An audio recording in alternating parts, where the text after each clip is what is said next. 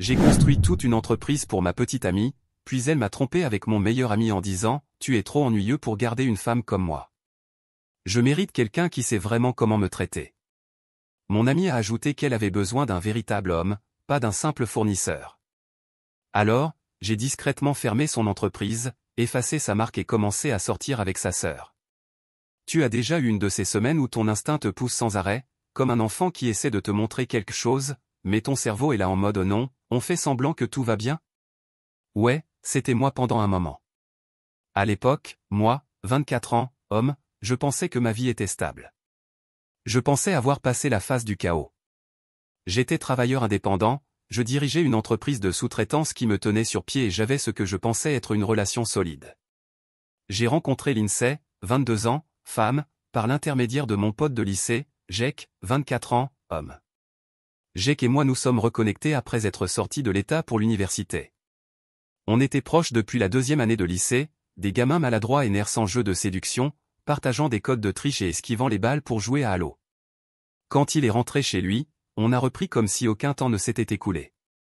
On allait à la salle de sport, on prenait des burgers tard dans la nuit, on parlait de tout en regardant des matchs de la NBA, sans mauvaise vibe, juste une amitié solide.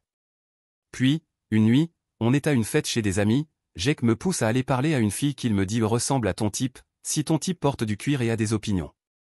Et là, il y avait Lindsay, un tatouage sur l'épaule, un jean noir et un sourire en coin, comme si elle savait déjà qu'elle était plus intelligente que tout le monde.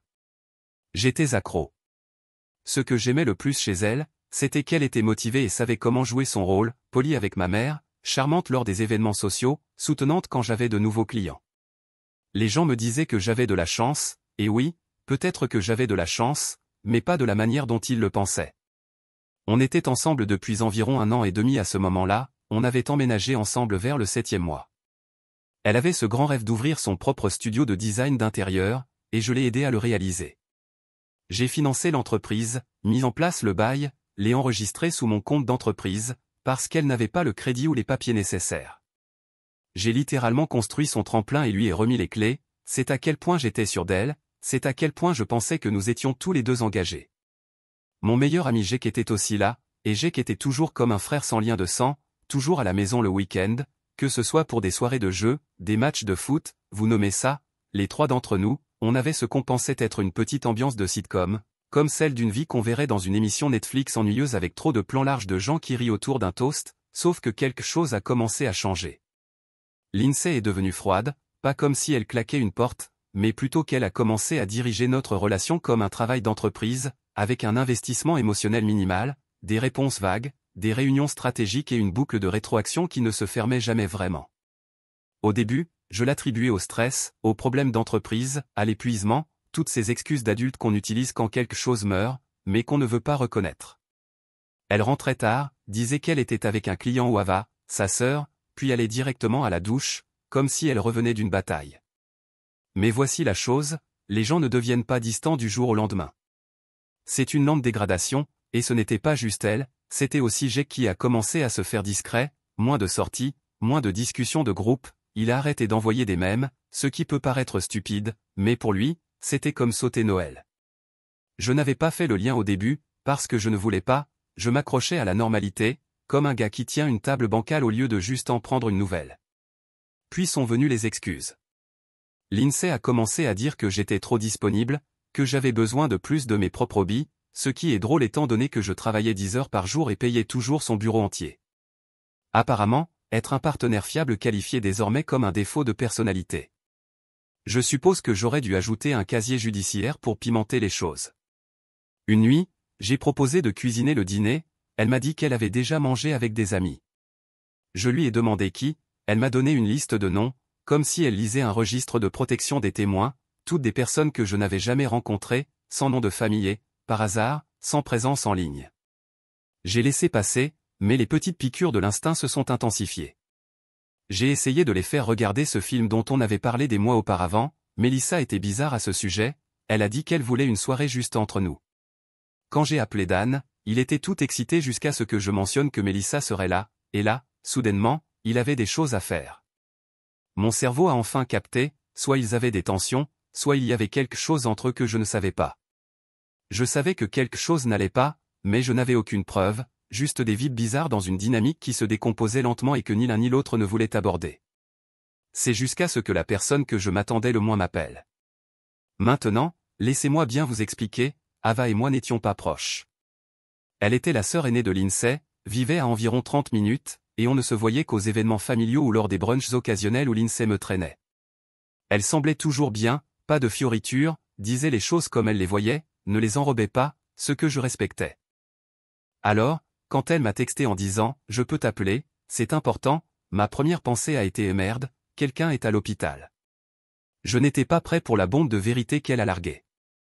Elle m'a dit « J'ai vu Lindsay hier soir au Junction, c'est un club près de la ville, un endroit populaire pour les désastres du vendredi soir. » J'ai répondu « Cool, je pensais qu'elle était avec toi. » Longue pause, puis elle a dit « Elle t'a dit qu'elle était avec moi, non ?» Elle a encore fait une pause et puis, prudemment, comme si elle ne voulait pas être celle qui le disait, elle ne l'était pas, je l'ai vue. Elle était avec Jake, et pas juste comme si elle l'avait croisé. Ils étaient ensemble, genre partir ensemble. Je suis resté là, sur le bord de mon lit, à fixer le sol, comme s'il allait me rembourser. Je ne savais même pas quoi dire, j'ai juste hoché la tête, même si elle ne pouvait pas me voir. Je ne savais pas si je devais te le dire, a dit Ava, mais je ne pouvais pas rester silencieuse après ça. J'ai remercié Ava, j'ai raccroché et je suis juste resté là, immobile. Tu connais ce sentiment quand ton estomac tombe, mais ton corps n'a pas encore suivi? Cette étrange sensation de flottement avant l'impact? C'était moi, je n'étais même pas en colère encore. J'étais juste déconnecté, comme si quelqu'un avait appuyé sur pause sur la partie de moi qui savait ce qui était réel, parce que ça n'avait aucun sens. Jake, de toutes les personnes, il était venu chez nous, s'était assis sur notre canapé, avait mangé ma nourriture, m'avait parlé de fidélité et de Lindsay. C'était elle qui disait que la trahison émotionnelle était pire que la trahison physique. Elle avait même écrit un article d'opinion là-dessus, un jour, en regardant une émission de télé-réalité. Je suppose qu'on vivait des valeurs différentes maintenant. Je n'ai rien dit cette nuit-là, je n'ai pas explosé, ni pleuré, ni foncé chez Jake avec une pelle. Je me suis juste tu, j'ai laissé tout se poser. Parce que si j'ai bien appris une chose, c'est que le silence rend les gens nerveux, et les gens nerveux deviennent négligents. C'est marrant quand quelqu'un te trahit, la première chose qu'il suppose, c'est que tu vas péter un câble, genre perdre ton calme, jeter un ordinateur par la fenêtre. Et ne vous y trompez pas, cette fantaisie a joué dans ma tête une ou deux fois. Mais plus j'y pensais, plus je réalisais que je ne voulais pas crier. Je voulais des preuves. Je voulais cette sorte de calme qui fait suer. Alors, au lieu de confronter Lindsay cette nuit-là, je me suis assis et j'ai commencé à creuser. Maintenant, quand on a lancé son entreprise de design, enfin, notre entreprise, si on veut être honnête, c'était moi qui gérais tout. Elle avait le sens esthétique, c'est sûr, des moodboards, des échantillons de peinture, toute cette merde de HGTV, mais quand il s'agissait des contrats, des paiements aux fournisseurs, des permis, elle abandonnait après 5 minutes. Ça ne me dérangeait pas à l'époque, je me disais ok, on est une équipe, je gère la logistique, elle gère l'ambiance, donc l'LLC était à mon nom, le bail, ma signature, le domaine du site web, mon compte GoDaddy, elle utilisait même mon QuickBooks pour facturer les clients parce que le sien la rendait confuse. Elle disait à ses amis qu'elle avait construit son rêve de zéro, je laissais passer. Je l'aimais et honnêtement, l'entendre se vanter me faisait sentir que j'avais fait quelque chose de bien. Sauf qu'en réalité, ce que j'avais vraiment construit, c'était une fantaisie très coûteuse pour quelqu'un qui ne pouvait même pas être fidèle un vendredi soir. Alors je me suis connecté. Tout était là, le nom de son entreprise, la liste de ses clients, l'accord de location et, en haut de tout ça, mon nom, encore et encore, propriétaire, déclarant, payeur. Je pouvais tout fermer en moins d'une heure si je voulais, mais je ne l'ai pas fait. Pas encore. Je n'allais pas tout gâcher sur une simple confirmation. Je voulais savoir depuis combien de temps ça durait. Je voulais plus qu'une simple apparition dans un club. Et le plus fou, c'est que les réponses m'ont été données sans que j'aie besoin de demander. Le matin suivant, Lindsay était dans une humeur étrangement bonne, faisait du café, fredonnait des chansons qu'elle n'écoutait même pas, parlant de vouloir agrandir l'espace de bureau et embaucher une assistante à temps partiel. Quelle audace, mec, quelle performance! J'aurais dû lui remettre un Oscar avec son petit déjeuner. Je l'ai regardée flotter dans la cuisine comme si elle auditionnait pour une publicité sur la féminité moderne et l'indépendance professionnelle, sachant très bien qu'elle avait quitté un club avec mon meilleur ami moins de 48 heures auparavant. Tu as déjà regardé quelqu'un et réalisé qu'il vit dans un film où il est le personnage principal mal compris, pendant que toi, tu es juste un figurant non payé qui tient le micro? C'était moi, plus tard dans la journée. J'ai texté Jack, simple, yo, tu as du temps pour parler ce soir, juste nous? Il l'a lu, n'a pas répondu pendant 5 heures, puis il m'a envoyé le classique quoi de neuf, comme si de rien n'était, comme si on allait parler de fantasy football ou quelque chose du genre. Je lui ai dit de me rejoindre à notre ancien spot, le bar sportif où on allait au lycée, l'endroit où on plaisantait à propos de notre confessionnal. Il a accepté. En attendant, j'ai appelé mon avocat. Maintenant, avant que tu ne penses que je suis un méchant de film d'espionnage, détends-toi. Je ne l'ai pas appelé pour poursuivre quelqu'un ou déposer quoi que ce soit pour l'instant. Je lui ai juste demandé de vérifier que le fait que mon nom soit sur tout me donnait tous les droits pour fermer ou dissoudre l'entreprise sans son consentement. Il a confirmé. Donc ouais, j'avais la bombe atomique prête. Il ne me restait plus qu'à savoir quand la lâcher. Cette nuit-là, au bar, Jack avait l'air d'un enfant attendant devant le bureau du directeur, nerveux, il ne pouvait pas maintenir le contact visuel. On a parlé de petites choses pendant un moment. Il m'a demandé comment ça allait au boulot, j'ai répondu par de brèves réponses, puis je lui ai balancé la question, depuis combien de temps ça dure avec l'INSEE? Pas de préparation, pas de chemin progressif, je l'ai juste lâché comme une brique sur son pied. Il est resté figé, je veux dire vraiment figé, puis il a donné le rire le plus faux que j'ai jamais entendu. De quoi tu parles, mec? Classique manipulation, niveau 1, prétendre que le ciel n'est pas bleu. Je l'ai regardé sans rien dire. Finalement, il a craqué et a dit que c'était arrivé une seule fois. Elle était saoule, lui aussi. Elle lui avait dit qu'elle s'était toujours demandé ce que ça ferait d'être avec lui, qu'elle pensait à lui quand elle était avec moi. Il a dit que c'était une erreur unique, mais ensuite, elle lui a envoyé beaucoup de messages, voulait le revoir, lui disant que ce n'était pas juste pour le sexe, lui disant que j'étais ennuyeux, trop sûr, trop prévisible.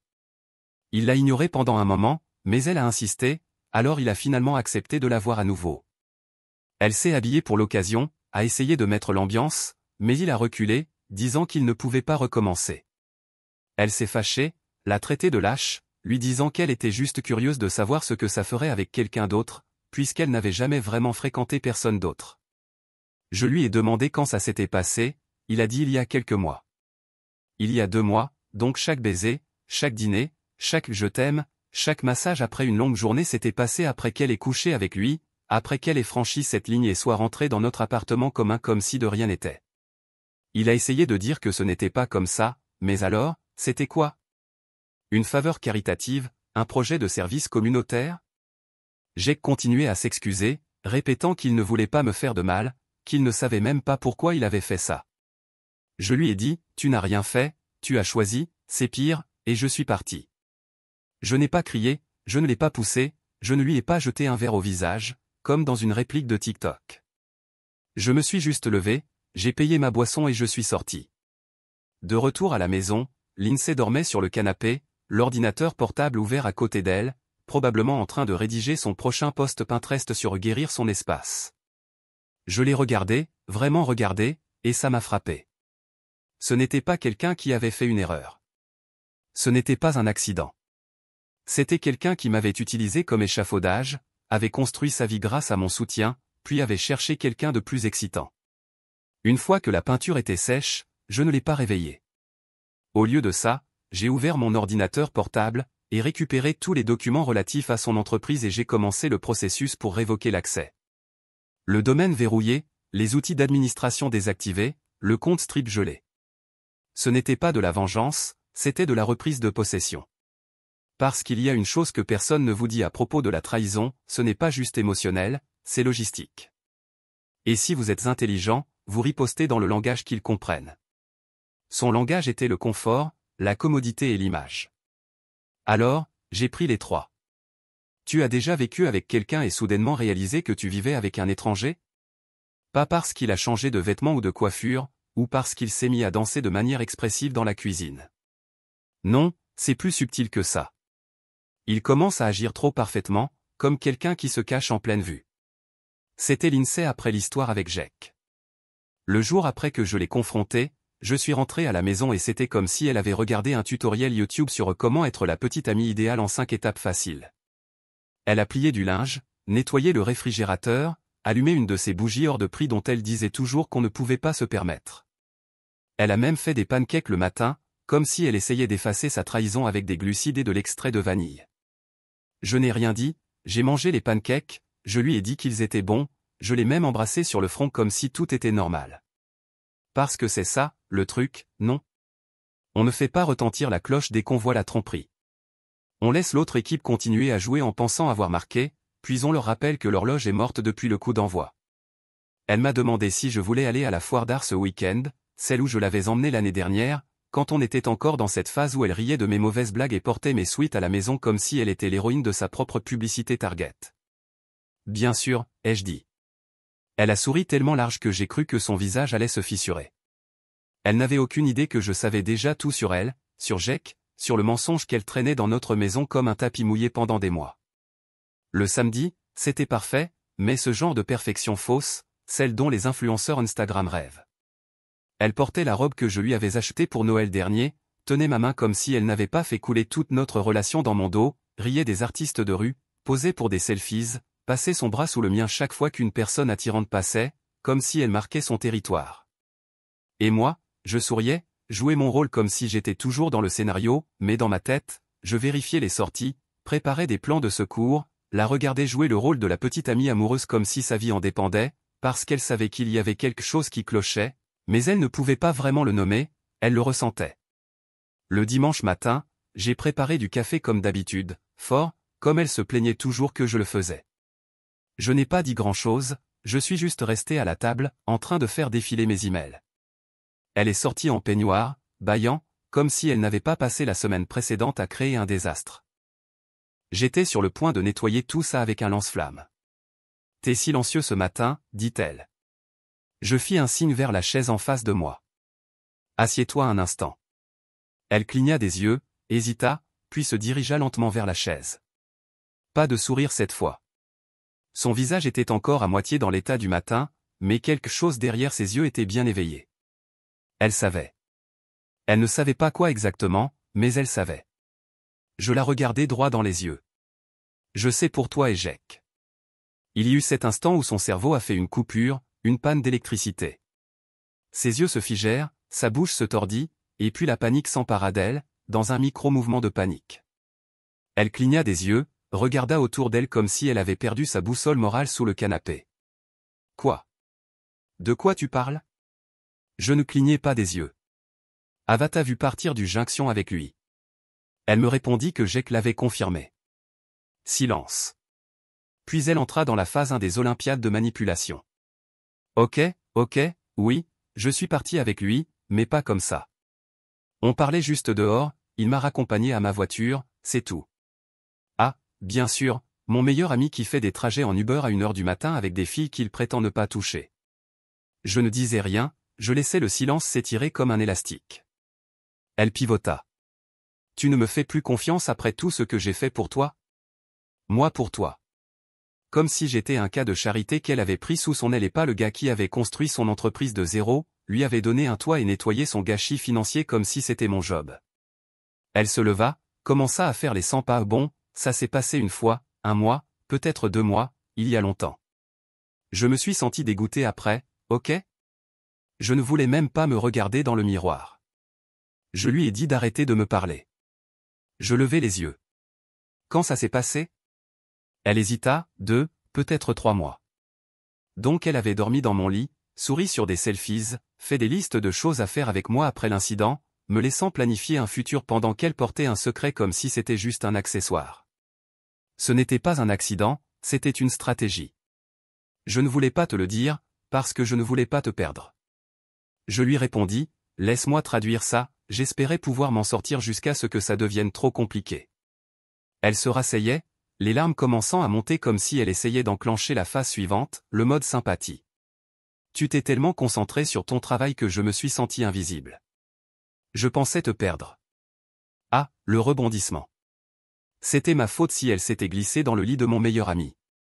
Donc ta réponse à ton sentiment de négligence, c'était de voler dans le rayon de la fidélité? Elle renifla. Je voulais juste ressentir quelque chose. Ouais, tu as ressenti quelque chose, tout à fait. Jake. Ce commentaire la frappa de plein fouet. Elle leva les yeux comme si elle s'apprêtait à renverser la situation, pensant que j'allais m'excuser, mais je n'avais pas fini. Tu sais que je suis propriétaire de ton entreprise, n'est-ce pas? Elle cligna des yeux encore, cette fois plus lentement, comme si son cerveau mettait un peu de temps à traiter les mots. Quoi? Je veux dire, l'LLC est à mon nom, le bail est à moi, le compte Strip est à moi, mon système. Tu ne pourrais même pas postuler pour une carte de carburant sans mon aide. Tu utilises mon QuickBook, donc non, Lindsay, tu ne possèdes rien. Tu ne fais que décorer. Ça a cassé quelque chose en elle. Son faux calme s'effondra. Tu n'es pas sérieux. Je me levai lentement et calmement. Tu as 30 jours pour libérer l'espace de bureau. J'ai déjà verrouillé l'arrière-plan, révoqué l'accès, gelé les paiements. Je ne suis pas mesquin, je reprends ce qui m'appartient. Tu veux te rebrander comme entrepreneuse? Commence par ne pas utiliser des matériaux volés. Elle se mit à pleurer fort, le genre de pleurs qu'on entend quand un manipulateur se rend compte que ses techniques habituelles ne fonctionnent pas. Tu me jettes pour une erreur? Je coupe mes pertes d'un mauvais investissement. C'est toi qui as vidé le compte, moi je le ferme. Tu ne peux pas faire ça. Elle murmura, la voix tremblante. Je l'ai déjà fait. Puis je partis. Je ne claquai pas la porte, je ne criai pas, je pris mes clés, marchai jusqu'à ma voiture et partis directement à l'hôtel. J'avais réservé une semaine. Je n'avais pas besoin de vengeance, j'avais besoin de paix. Et le meilleur dans tout ça, c'est qu'elle ne pouvait rien y faire. Parce que quand ton empire entier est construit sur les fondations de quelqu'un d'autre, il suffit qu'une seule personne s'en aille pour que tout s'écroule. Il y a une chose amusante que les gens font quand tu te tais avec eux. Au début, ils te prennent pour quelqu'un de dramatique, puis ils pensent que tu bluffes. Mais petit à petit, ils réalisent que tu es sérieux. Et c'est à ce moment-là qu'ils commencent à se démanteler. Ces nuits à l'hôtel étaient en fait thérapeutiques. Et pour la première fois depuis des mois, je dormais réellement, pas de câlins forcés, pas de regard furtif sur son écran de téléphone qui s'allumait la nuit, pas de marcher sur des œufs chez moi. Juste du silence. Elle a explosé mon téléphone en premier, bien sûr, appel manqué, messages tous enchaînés comme si elle tentait de redémarrer son chemin vers la pertinence. D'abord, c'était le « s'il te plaît, parle-moi ». Puis on doit réparer ça, ensuite je peux tout expliquer. Et enfin, c'est ta faute. Je n'ai répondu à rien, pas une seule fois. C'est incroyable à quelle vitesse le ton change quand quelqu'un réalise qu'il a perdu le contrôle. Les premières 24 heures, elle était désolée. À l'heure 36, elle était condescendante. Au 3e jour, elle était carrément délirante. Elle m'a envoyé un email avec un manifeste de 3 paragraphes intitulé « Tu es injuste », comme si elle bâtissait un dossier juridique expliquant pourquoi la trahison ne compte pas si elle se produit avec quelqu'un avec qui tu étais déjà proche. C'est fou comme un manipulateur devient rapidement un conférencier motivant quand tu leur retires la scène. Elle est arrivée à mon travail ce vendredi-là, juste après que j'ai fini une visite de site. J'étais en train de sortir vers le camion quand j'ai vu sa voiture garée de l'autre côté de la rue. Elle est sortie, comme si elle marchait dans un drame de Netflix, cheveux bouclés, maquillage fait, vêtue de manière juste assez décontractée pour dire « Je suis brisée, mais toujours présentable ». Elle m'a fait signe, je n'ai pas répondu. Elle s'est approchée comme si on allait avoir une conversation civilisée. « Hey, on peut parler ?» ?»« Non », ai-je répondu, en déverrouillant le camion. « Je sens qu'on a besoin de clore ça. » On a eu une clôture. Tu as fermé la porte quand tu es monté dans la voiture de Jack. Elle a sursauté, comme si je l'avais giflé, puis, comme une horloge, elle a changé de ton. Tu agis comme si j'étais une criminelle. J'ai fait une erreur, et tu détruis tout ce qu'on a construit pour quelque chose qui, à peine, même à peine. Je l'ai interrompu. Tu as construit toute une histoire derrière mon dos, tu menais 2 vies, et tu me traitais comme un compte en banque avec des avantages. Ce n'est pas juste. Ce qui n'est pas juste, c'est que je t'ai donné tous les outils pour réussir, et toi, tu as quand même réussi à tout gâcher. C'est laquelle a essayé de pleurer à nouveau. Je l'ai observé pendant un moment, aucune larme n'est tombée. Tu sembles même pas triste, ai-je dit. Je suis triste. Alors montre-le ailleurs. Je suis monté dans le camion et je suis parti alors qu'elle était en pleine phrase. Je n'étais pas impoli, je protégeais juste mon temps. Il y a une différence. Cette nuit-là, elle a essayé de devenir astucieuse, s'est connectée à l'ancien Instagram de l'entreprise et a posté une story sur la trahison et la guérison, avec une chanson de jazz mélancolique en fond. La légende disait quelque chose comme « Parfois, ceux qui construisent avec toi ne restent pas pour voir s'agrandir, mon pote. » C'était moi qui arrosais cette foutue plante, elle choisissait juste les couleurs de peinture. Je me suis connecté au panneau d'administration, oublié, elle n'avait jamais changé les mots de passe ni effacé son accès. Pas seulement Instagram, le site web, la liste de diffusion, même l'outil de réservation en ligne. Elle m'a envoyé un message depuis un email jetable, « Pourquoi tu me sabotes ?» Je n'ai pas répondu, parce que je ne sabotais rien, je récupérais juste ce que j'avais payé. Tu n'as pas le droit de garder les clés quand tu as incendié la maison. Entre-temps, la rumeur s'est répandue. Ava m'a appelé juste pour me dire qu'elle était désolée encore. Elle m'a dit que Lindsay était allée chez leur mère et avait essayé de retourner l'histoire, prétendant que je l'avais prise par surprise, que j'avais tout pris sous elle. Ava lui a répondu directement, « Il n'a rien pris, tu as déjà tout jeté. » Les amis communs, les plus intelligents, sont restés en dehors de ça. Quelques-uns ont essayé de jouer les médiateurs, disant que Lindsay était vraiment en train de sombrer. Elle postait des tweets vagues, repostait des mèmes de rupture et faisait cette chose où les filles essaient de se montrer conscientes d'elles-mêmes en admettant publiquement qu'elles sont le problème, mais veulent que tout le monde leur dise qu'elles ne le sont pas. Je suis resté silencieux, j'ai gardé la tête basse et je suis retourné au travail, mais la meilleure partie, c'est que Jake a essayé de reprendre contact. Il m'a envoyé un message du genre « Je pense qu'on devrait parler à nouveau, mec, tu me manques. » Je l'ai laissé en vue. Le gars agissait comme si j'étais son animal de soutien émotionnel. « Désolé, mec, tu ne peux pas coucher avec ma copine et ensuite demander du temps entre mecs. Ce n'est pas comme ça que les crédits défilent.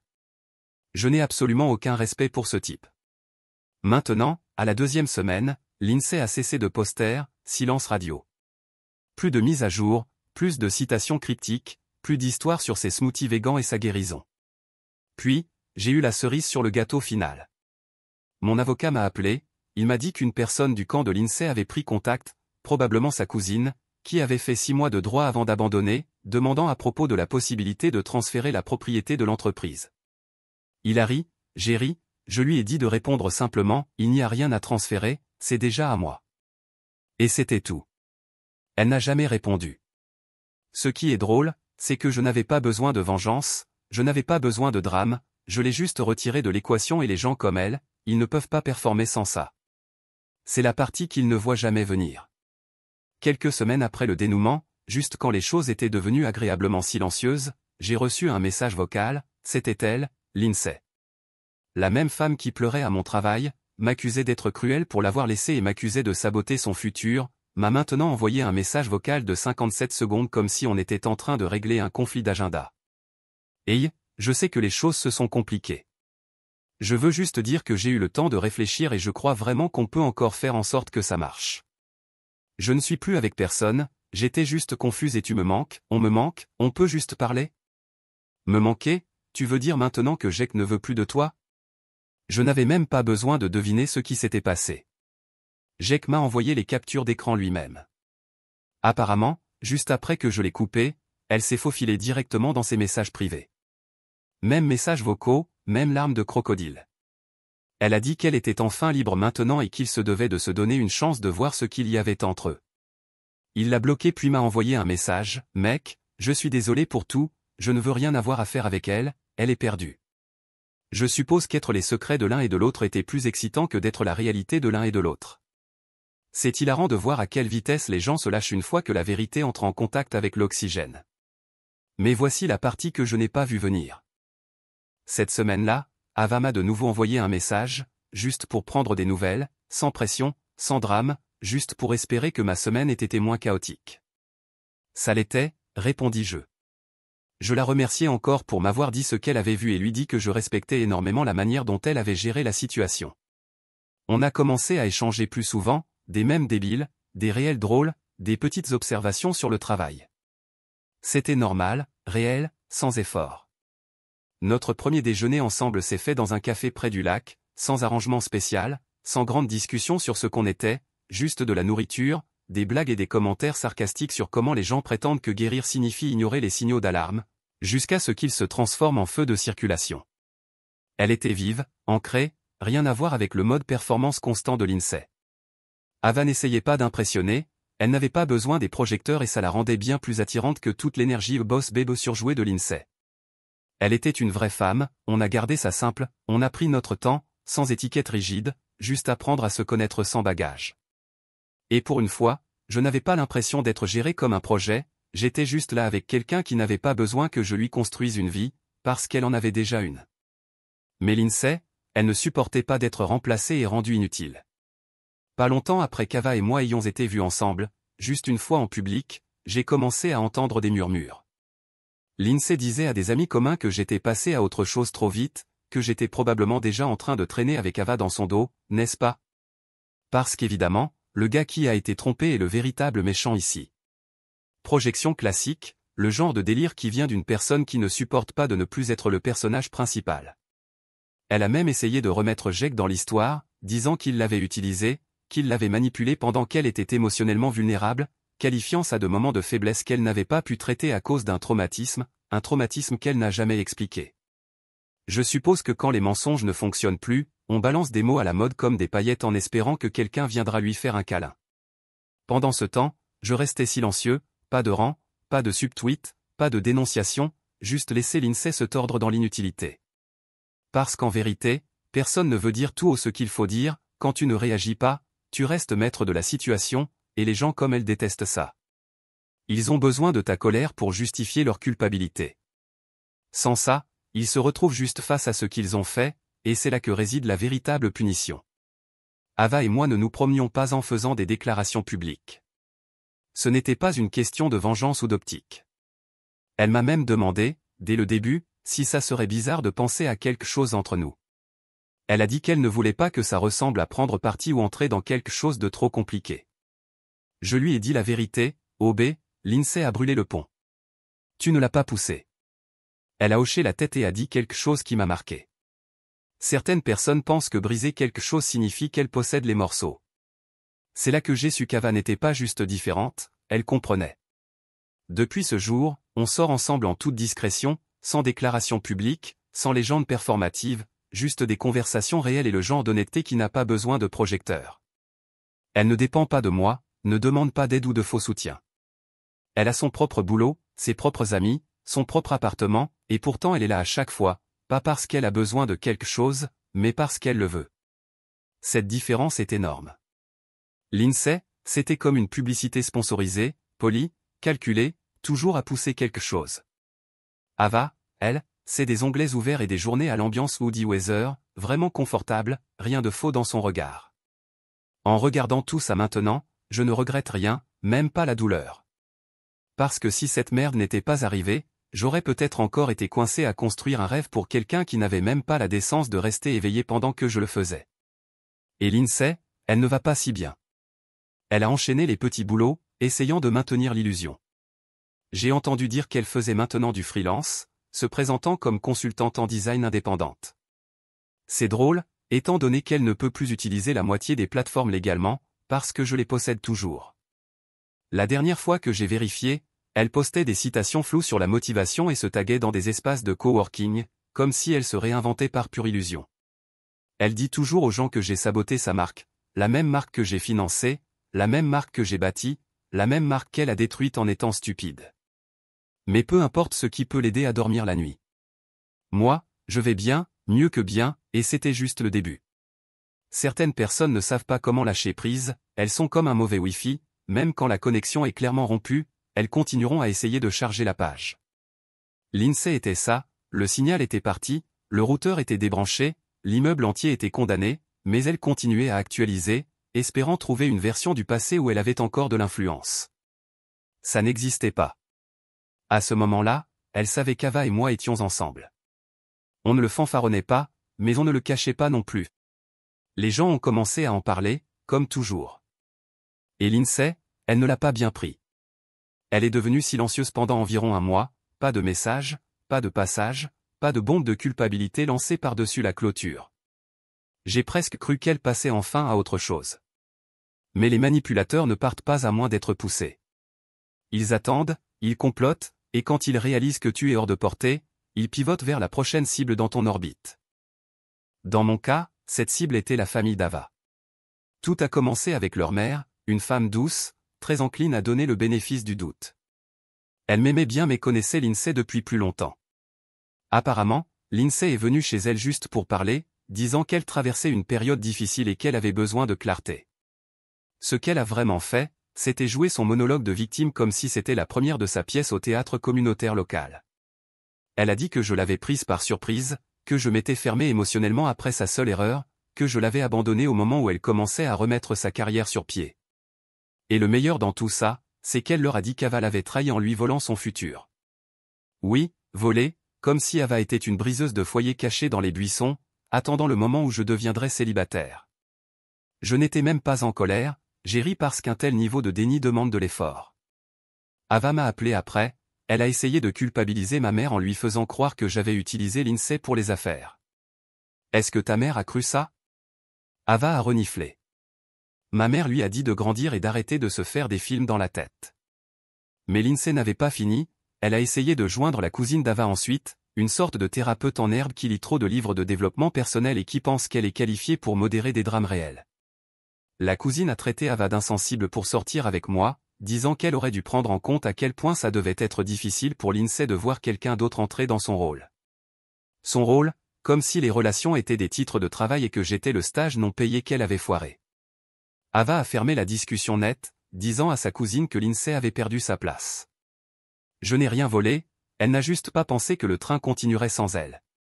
C'est ça le truc, quand tu arrêtes de jouer à leur jeu, ils essaient de changer les règles. Lindsay ne voulait pas de moi parce qu'elle m'aimait, elle voulait que je revienne parce que me perdre signifiait perdre la version d'elle-même qu'elle préférait, celle où elle pouvait dire « Mon petit ami m'a construit une entreprise », comme si c'était un trait de personnalité. Celle où elle pouvait feindre l'indépendance tout en étant secrètement à 90% dépendante de mon portefeuille et de mes systèmes. Et maintenant qu'elle était exposée, elle devait prouver au monde qu'elle n'était pas le problème. Elle a donc tourné son histoire, il m'a remplacé par ma propre sœur. C'est pour ça que je suis un gâchis, c'est pour ça que mon entreprise a échoué, c'est pour ça que je dérape, pas parce qu'elle a menti, pas parce qu'elle m'a trompé, mais parce que je n'ai pas laissé revenir sur scène après qu'elle soit partie en plein milieu. Mais voici où ça a vraiment tourné. Elle m'a envoyé un email à nouveau, cette fois depuis un nouveau domaine, disant qu'elle travaillait avec un consultant en affaires maintenant et qu'elle avait besoin de clarifications sur certains anciens enregistrements financiers relatifs au studio de design. Elle prétendait qu'elle ne pouvait pas accéder aux factures des clients et avait besoin des anciens rapports pour régler sa situation fiscale. Traduction, elle pensait toujours qu'elle pourrait me culpabiliser pour lui rendre les clés.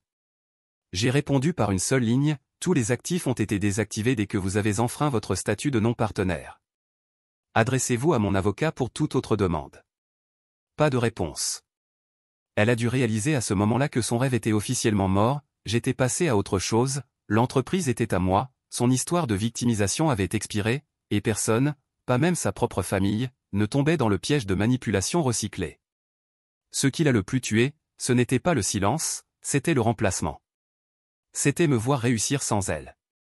C'était Ava, la même lignée de sang, le même arbre généalogique, faisant ce qu'elle ne pouvait pas faire, être réelle, être honnête, ne pas avoir besoin que je lui construise un avenir, juste vouloir que je sois là pour l'aventure. Et ça a écrasé Lindsay parce qu'au fond d'elle, elle pensait qu'elle était irremplaçable. Elle pensait qu'elle était la meilleure que j'ai jamais eue, que je m'effondrerais une fois qu'elle serait partie. Au lieu de ça, j'ai évolué, pas parce qu'Ava est plus jolie, pas parce qu'elle est la sœur, mais parce qu'elle est présente, parce qu'elle n'utilise pas la manipulation émotionnelle comme monnaie, parce qu'elle a sa propre colonne vertébrale, ses propres objectifs et n'a pas besoin d'un homme pour lui donner un but.